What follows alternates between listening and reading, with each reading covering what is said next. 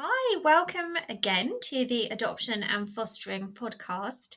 And this is the introduction to the July issue of the journal, volume 47, issue 2, out very recently, out now. I'm Vicky, the production editor of the journal, and I'm here with Dennis, who is our editor-in-chief. So we're just going to do a quick kind of run through the table of contents, basically, of the issue, just a sort of brief run through what's in there to give you an idea of what we've published this time.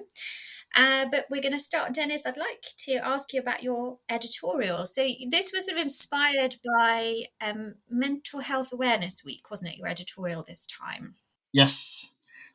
So because we did a little video in light of Mental Health Awareness Week, which you can find on our resource webpage. On the core of our website, yeah. Product placement here, some shameless product placement. And in light of that, I thought I would reflect a little bit on the mental health needs of kind of children within the care experience, within the care system, or care experience young people.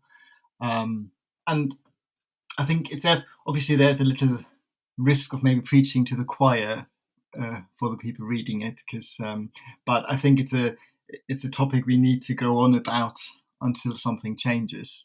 So I think the louder we are, the better.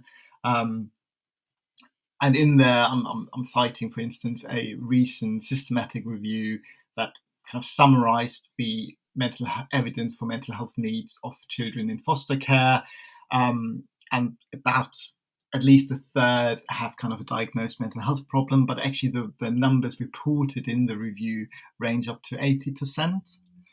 So it just shows the massive need for mental health interventions. And I think the term that keeps kind of resonating with me the past couple of weeks that a colleague of mine mentioned is missed opportunities, that we kind of often miss opportunities for early intervention and kind of until, these children develop to adults, and then suddenly they might have very severe mental health problems, but there might have been opportunities to intervene way before that.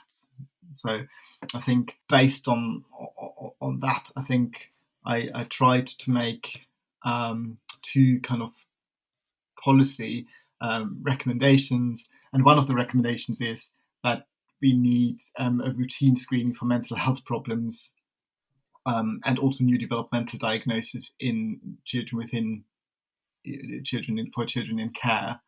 And I think the other recommendation is to address factors that are associated with those mental health needs, which often is kind of adversity, particularly childhood maltreatment, and kind of 2/3 of the children, for instance, in the English care system, experience maltreatment before entering care. So I think those are the two kind of important steps: reducing adversity or implementing interventions that do, and kind of introducing routine mental health screenings. And I think I in there cite one qualitative study from Adoption and Fostering by Coulter et al. 2022, and there's one quote from a young adult, and he said, he or she, I don't actually know, they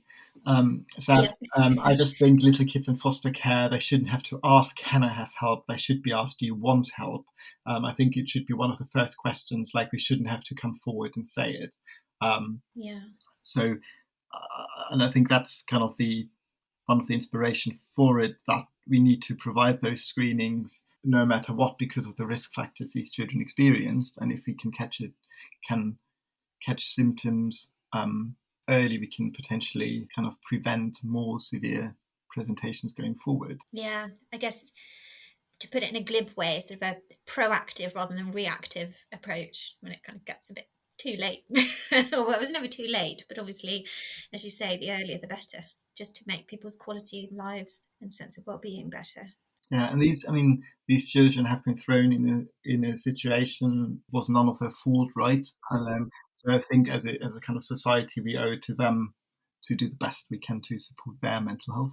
And in your introduction to the issue, in your editorial, you think about kind of how these issues relate to the content that we've published, don't you? The articles that we've got published in the July issue, which I guess comes down to the mental health of children in care and adopted children, but also a little bit wider than that, isn't it? These kind of wider networks, the people kind of who look after children in care and their mental health as well. Yeah, so in a way, coincidentally, the majority of the articles in that issue have a link to either mental health or well-being of either young people or the people who kind of care for them. And I think, again, we have some articles that kind of predominantly listen to the voices of care experienced people, which is always important. Yes.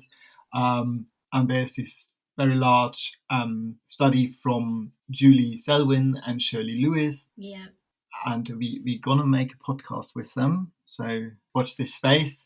Yeah.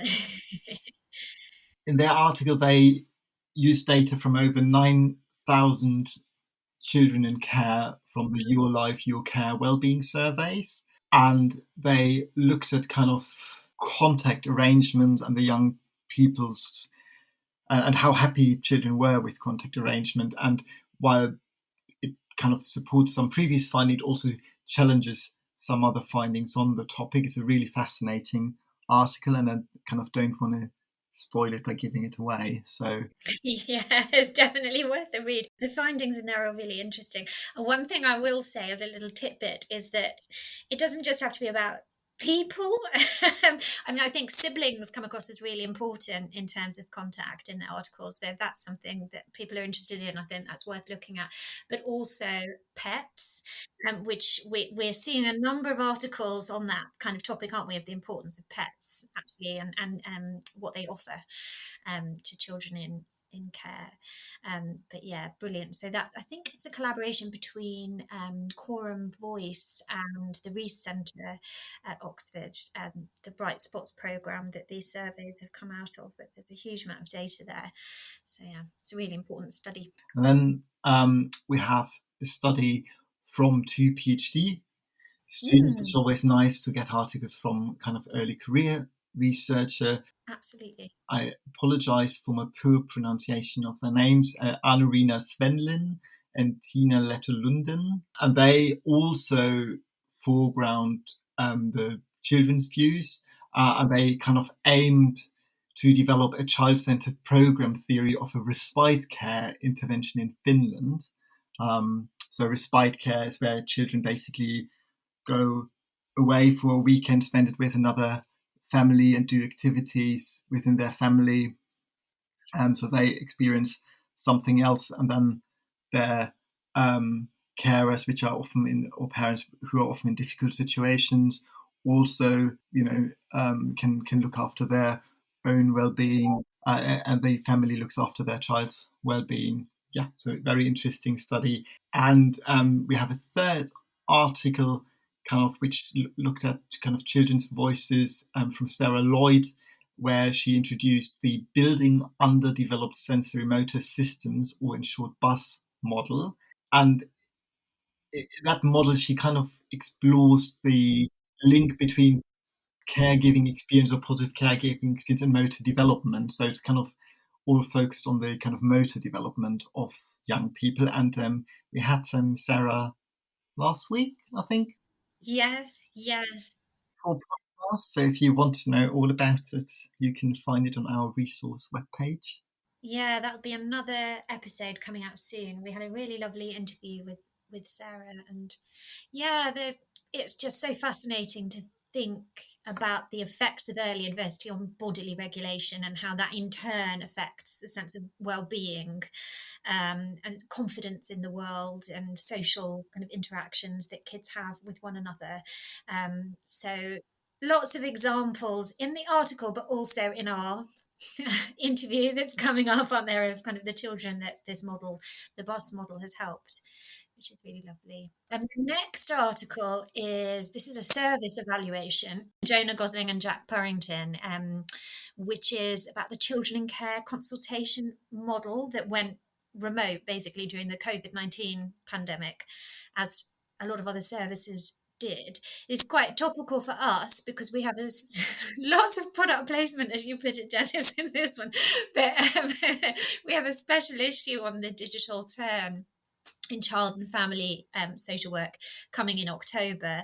And this is a kind of precursor to that, because it's dealing with these issues, isn't it, of remote delivery of services. And again, it's the experiences of those using the services, isn't it, that come through in the article.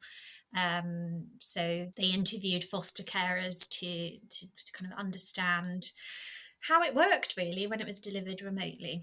Yes, and then the kind of other study we have on foster carers is a study from Australia led by Mia Gowan and colleagues, and that focus on facilitators and barriers to good self-care of foster carers, so also linked to kind of mental health and well-being.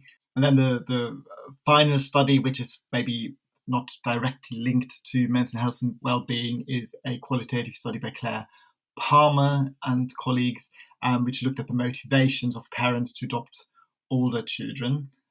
So it's kind of all interviews with parents who adopted a child who was at least 4 years old at the time of placement. And it's a really fascinating article that, again, it looks at those kind of views, doesn't it, of the people at the front and centre of these particular issues, and what motivated them to adopt these children and how they had to be flexible in terms of their really what they wanted to get out of the experience to build a family. And then we have the legal note in the issue as well. So we've got legal notes for England and Wales and Northern Ireland. There weren't any relevant cases for Scotland this time, unfortunately.